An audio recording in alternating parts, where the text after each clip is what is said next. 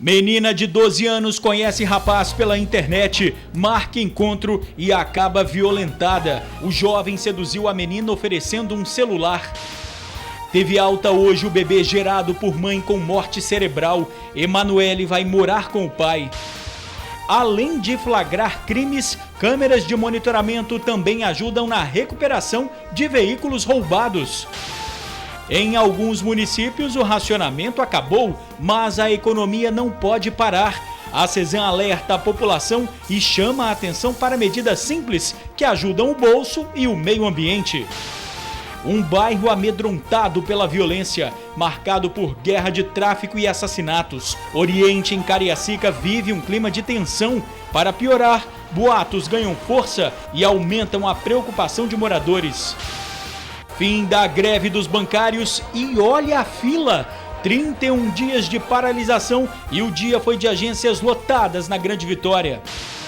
Atrasos e lentidão na emissão da carteira de trabalho. A sobrecarga no sistema provoca demora nos agendamentos. No estado, a situação já está sendo normalizada.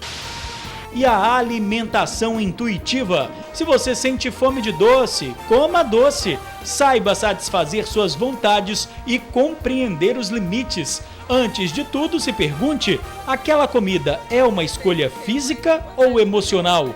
Uma nutricionista dá as dicas. A gente volta em 1 minuto.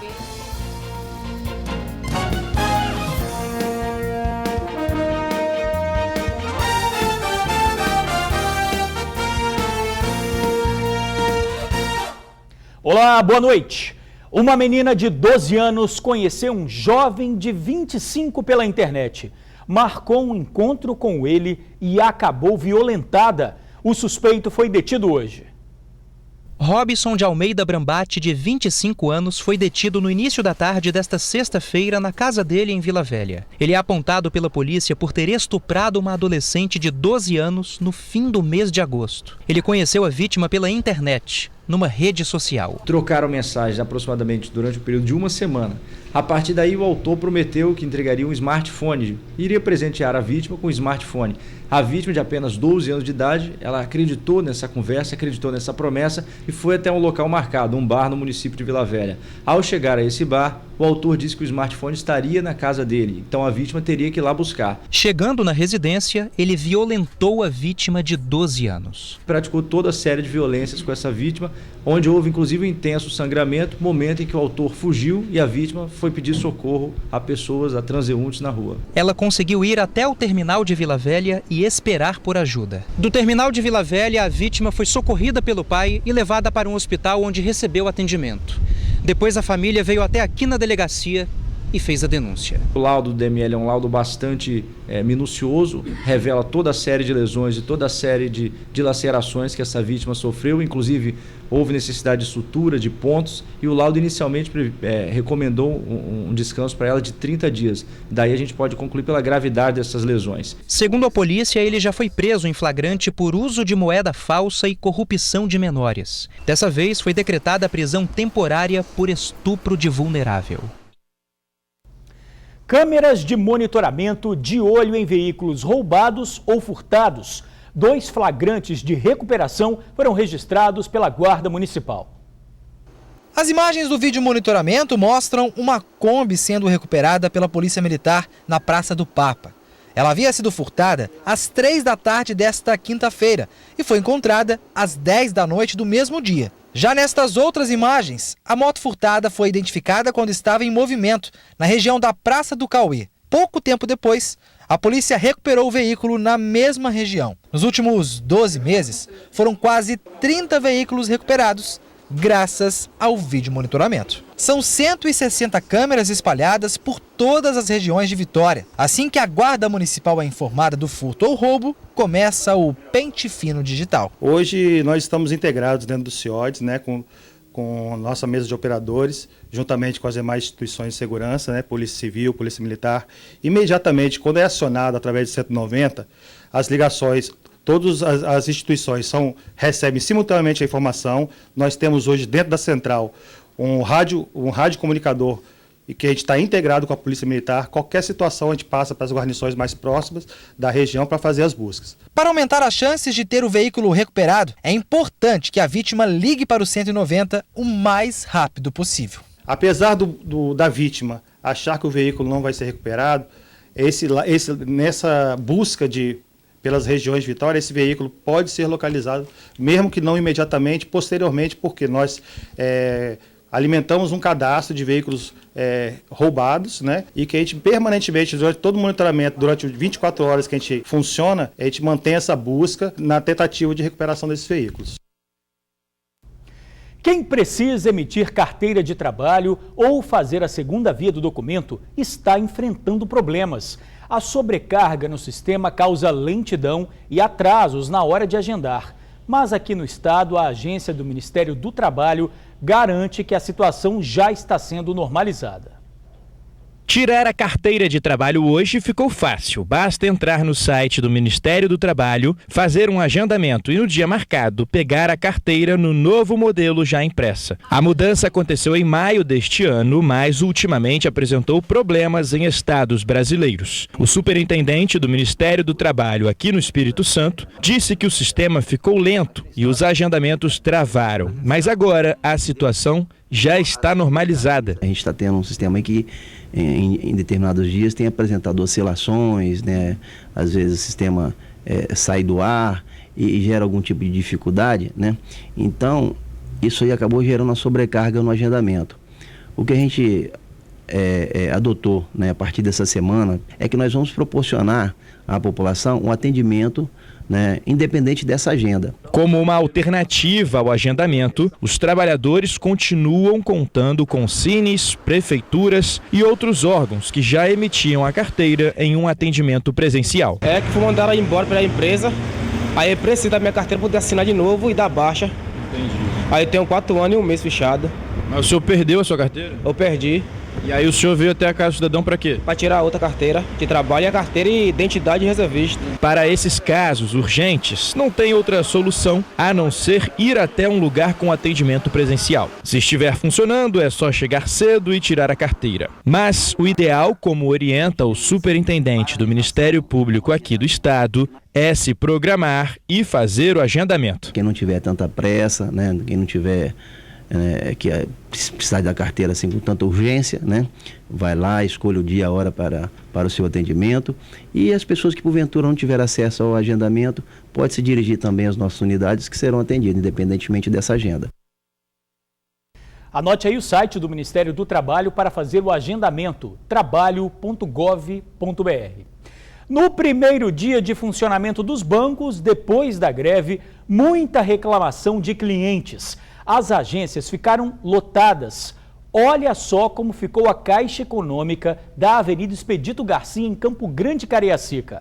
As portas foram fechadas antes mesmo do horário regular. Não cabia mais ninguém. Muita gente ficou do lado de fora. Lá dentro, foi preciso paciência para aguardar o atendimento. Em nota, a Caixa Econômica informou que se esforça para atender a todos e na segunda e terça da semana que vem, as agências vão antecipar em 1 hora o horário de atendimento.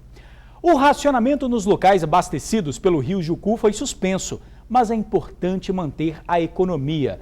O nível do rio está pouco acima do limite crítico e algumas medidas simples ajudam em muito o meio ambiente e também o bolso. Choveu, guardou, economizou.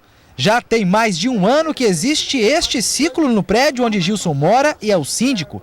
O sistema de reuso de água fez o consumo e a conta reduzirem entre 30% e 40%. Toda a limpeza da área comum do prédio é feita com água que fica armazenada nestes reservatórios. Esta água que enche esses grandes galões, esses grandes reservatórios, vem de onde? Da chuva ou de onde mais?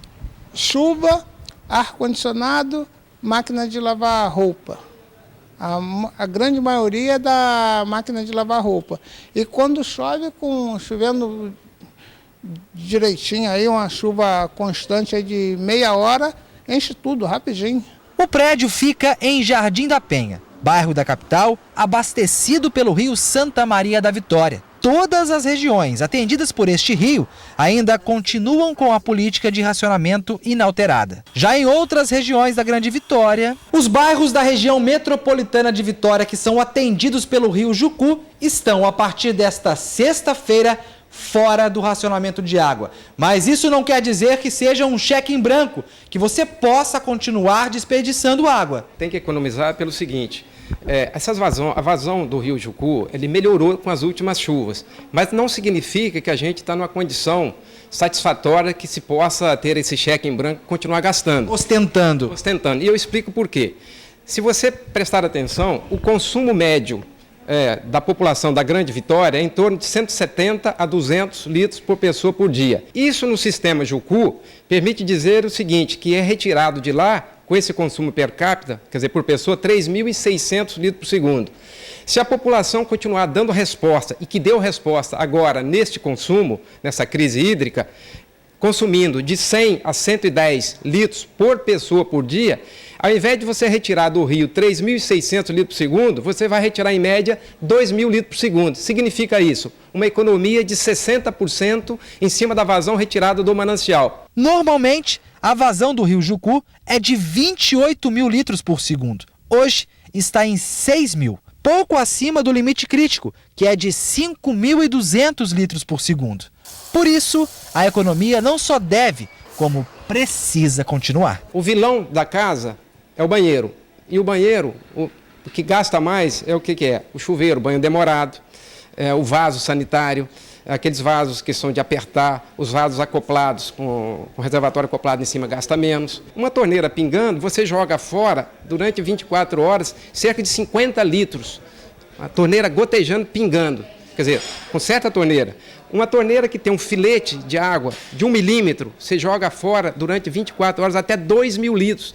Quer dizer, é na manutenção, além do gasto, na própria manutenção, se você tem uma economia fantástica. Economia que, além de fazer bem ao bolso, como aconteceu no prédio do Gilson, faz um bem danado também ao meio ambiente. Água que vai, não volta mais, gente. Se paga menos, a gente não faz investimento do que sobrou.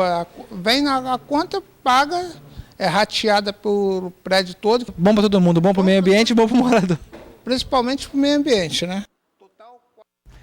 Tem que economizar, né? Lembrando que os bairros atingidos pelo racionamento amanhã, a partir do meio-dia, são em Vitória, Jardim Camburi e na Serra, Civite 1, Eldorado, Maringá, Mata da Serra, Novo Porto Canoa, Parque Residencial Tubarão, Planície da Serra, Porto Canoa, Porto Dourado, Santa Rita de Cássia e Serra Dourada 1, 2 e 3.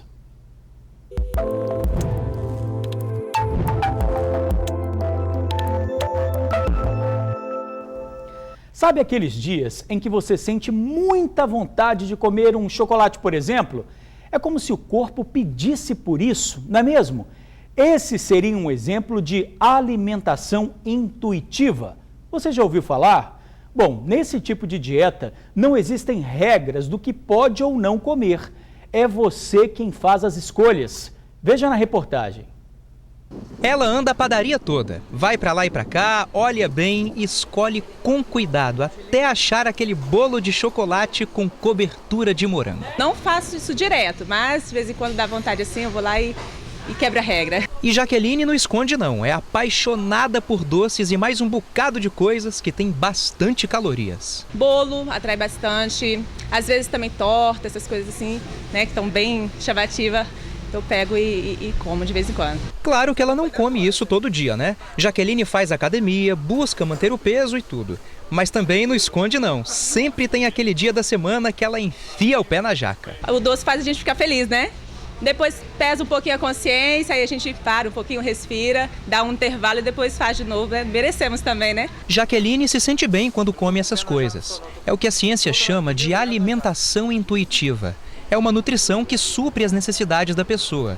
quando o organismo se adequa ao que precisa no momento. Não existe alimento bom na alimentação intuitiva, nem o ruim. Existe apenas alimentos para suprir a sua necessidade. É comer de forma consciente, entender que está na hora de parar, porque o cérebro ele demora a questão de quase 20 minutos, né, no comer e falar, ó, chega, já tá bom, né?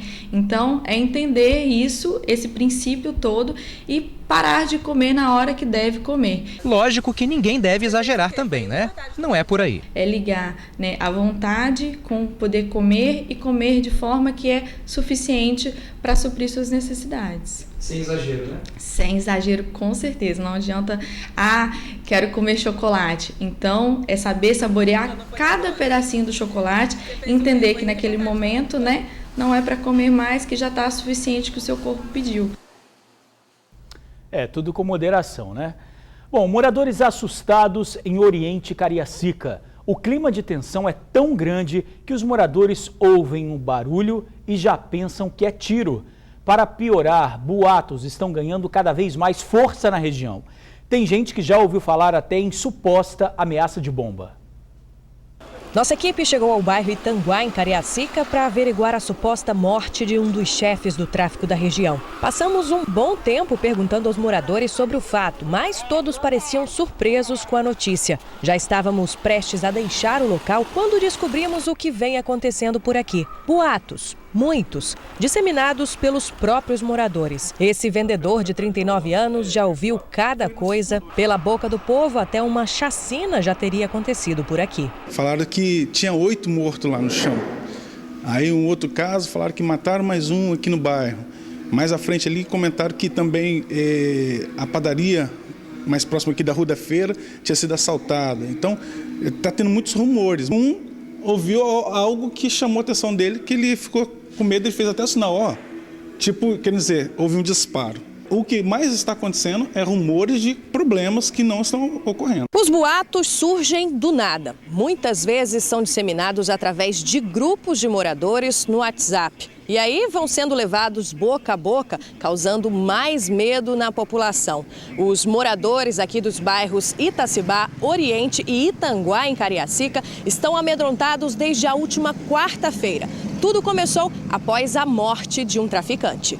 O Helder Felipe Alves Pereira, de 24 anos, mais conhecido como Tilipeu, foi surpreendido enquanto passava de moto na rua Fortaleza. Ele foi executado. Tinha pelo menos 10 perfurações no rosto. A placa dobrada é um sinal de que ele não queria ser identificado. Tilipeu, que tinha passagens pela justiça em envolvimento com o tráfico, carregava também uma touca ninja. As suspeitas são de que ele estivesse no bairro para um ataque e acabou sendo vítima de uma armadilha. Mas as coisas começaram a esquentar literalmente na região depois que um ônibus foi incendiado por criminosos. O coletivo que fazia a linha 706 ficou completamente destruído e a onda de medo tomou conta de passageiros das linhas que passam pela região. Algumas delas seriam escoltadas pela PM durante a noite para evitar novos ataques. Mas quando os passageiros perceberam que não seriam acompanhados pela polícia, a confusão começou. Falaram assim que não pode passar, porque senão vai matar todo mundo, e nem a pé, nem de ônibus. Depois de tudo isso, toque de recolher em Oriente. Durante todo o dia e a noite, a polícia reforçou o patrulhamento no bairro e na região, e 2 homens chegaram a ser presos pelo incêndio. Desde então, os boatos sobre novos crimes e ataques não param, e até a polícia é obrigada a apurar informações falsas que só contribuem para o aumento da insegurança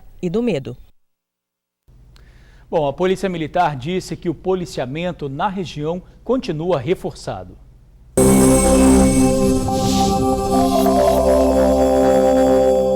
Vamos à previsão do tempo. O sábado vai ser de sol entre poucas nuvens em todo o estado e não há previsão de chuva. Temperaturas amenas. Na Grande Vitória, mínima de 20 e máxima de 27 graus. E a seguir, belo dia para celebrar a vida. Recebeu alta do hospital o bebê gerado pela mãe com morte cerebral. A gente já volta. O bebê gerado pela mãe com morte cerebral teve alta hoje do hospital em Colatina. Emanuele nasceu 44 dias depois da mãe ser diagnosticada com morte cerebral. Rosiele Ferreira Pires, de 17 anos, sofreu um aneurisma e foi mantida viva com a ajuda de aparelhos. No dia 18 de agosto, os equipamentos foram desligados.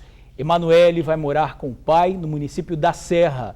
Hoje ela pesa pouco mais de 2 quilos, o dobro do dia do nascimento. Na casa, tudo pronto para recebê-la. Berço, fraldas, roupas. A maioria veio de doações. É isso aí, renovação, recomeço e felicidades para toda a família. E a gente fica por aqui, outras informações agora no SBT Brasil e amanhã eu te espero no Tribuna Notícias, primeira edição, ao 12h30. Muito obrigado por assistir ao jornal, pela companhia de sempre, uma boa noite e eu te espero amanhã.